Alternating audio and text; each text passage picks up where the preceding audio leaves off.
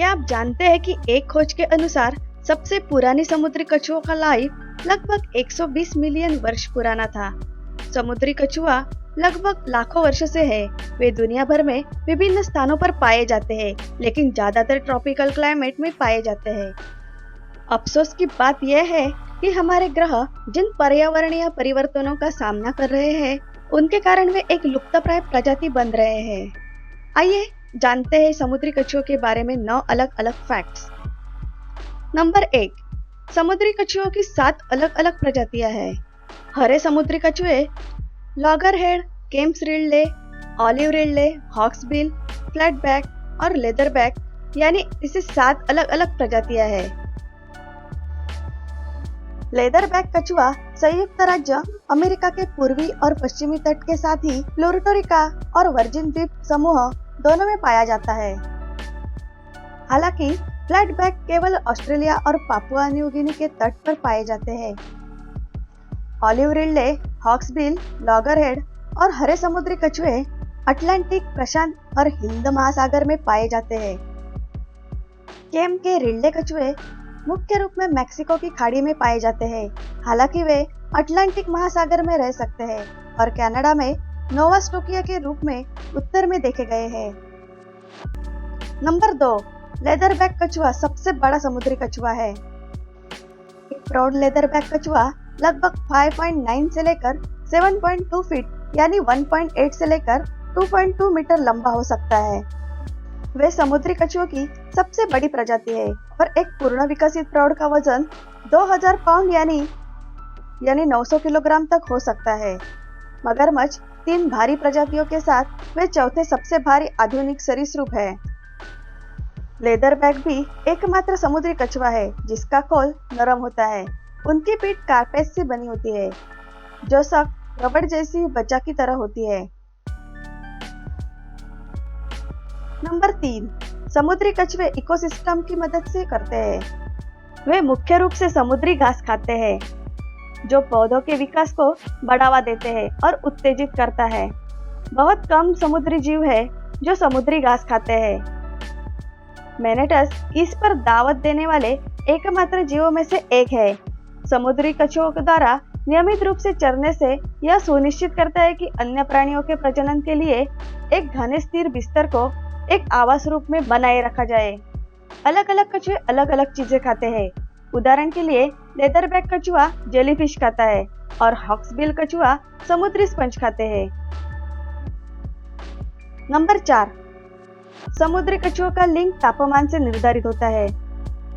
जब एक समुद्री कछुए का अंडा उसके घोंसलों में रखा जाता है तो वह न तो नर होता है और न ही मादा। अधिकांश जीवों के विपरीत, जहाँ निषेचन के दौरान लिंग का निर्धारण किया जाता है। घोंसले के वातावरण का तापमान समुद्री कछुओं के लिए सेक्स का निर्णायक होता है। यदि तापमान 28 से लेकर 29 सेल्सियस हो, हैचलिंग मादा पैदा होगी। यदि तापमान नीचे है तो समुद्री कछुआ नर पैदा होगा। वैज्ञानिकों ने देखा है कि रेत के गर्म होने पर मादा हैचलिंग की संख्या जितनी अधिक होती है। वर्तमान तापमान परिवर्तन के साथ हम ग्लोबल वार्मिंग का भी सामना कर रहे हैं। यह चिंताजनक है कि यह भविष्य में मादा से नर हैचलिंग के अनुपात को कैसे प्रभावित कर सकता है। नंबर 5, क्या आपको पता है कि समुद्री कछुओं की पूजा भी की जाती है? पेरू के मोचे लोग जो समुद्री कछुओं की पूजा करते थे। मोचे सभ्यता लगभग 100 ईस्वी से 700 ईस्वी तक पेरू के पूर्वोत्तर तट पर रहती थी। एक कृषि सभ्यता होने के कारण और मछली पकड़ने के लिए जाने जाने वाले, इसमें कोई आश्चर्य की बात नहीं है कि उन्होंने समुद्री कछुओं की पूजा की होगी। कई कलाकृतियां समुद्री कछुओं को दर्शाती है, जो बताती है कि वे मोचे समाज में महत्वपूर्ण थे। ऐसा माना जाता है कि बॉक्स जेलीफिश का उपयोग करने के लिए उनकी क्षमता के कारण उनकी पूजा की जा सकती थी। बॉक्स जेलीफिश का डंक मनुष्य के लिए घातक हो सकता है, इसलिए समुद्री कछुओं द्वारा जितना अधिक सेवन किया जाता है, एक डंक के द्वारा डंक मारने का जोखिम उतना ही कम होता है। नंबर 6, समुद्री कछुओं का बार्नाकल के साथ एक सामान्य संबंध होता है। जानवरों के बीच एक सामान्य संबंध अक्सर तब होता है जब एक को दूसरे जानवर से जुड़ने से लाभ होता है। इस स्थिति में कुछ बार्नाकल समुद्री कछुओं के बढ़ने और खुद को जोड़ने से लाभान्वित होते हैं। वे आमतौर पर समुद्री कछुए की गर्दन या खोल से जोड़ेंगे। 3 मुख्य कारण हैं कि समुद्री कछुए बार्नाकल के लिए महान मेजबान क्यों बनाते हैं। पहला यह है कि वे लंबे समय तक जीते हैं, इसलिए बार्नाकल को अपने मेजबान में मरने और एक नया घर खोजने के बारे में चिंता करने की जरूरत नहीं है। हालांकि यह सुरक्षा कभी कभी विफल हो सकती है, क्योंकि एक बार्नाकल खुद को त्वचा या खोल के एक क्षेत्र से जोड़ सकता है, जिसे कछुआ समाप्त कर देता है। बार्नाकल का दूसरा लाभ भोजन का निरंतर प्रवाह है। गर्दन पर स्थित होने के कारण उन्हें कछुओं के खाद्य स्रोत से बहने वाले खाद्य कणों तक पहुंच की अनुमति मिल सकती है।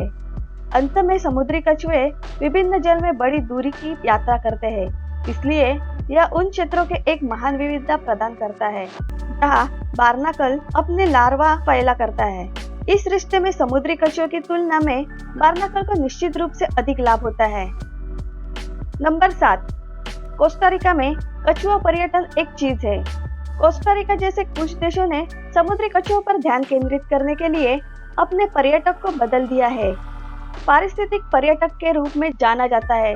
यह आपकी छुट्टियों के लिए समुद्री कछुआ संरक्षण परियोजनाओं का दौरा करने के लिए लोकप्रिय हो गया है। टोर्टुगोएरो और कोस्टारिका को इस अवधारणा का संस्थापक स्थान माना जाता है। उन्होंने संरक्षण और पारिस्थितिक पर्यटन के लिए अपने समुद्री कछुओं के मांस और शेल पर्यटन को छोड़ दिया।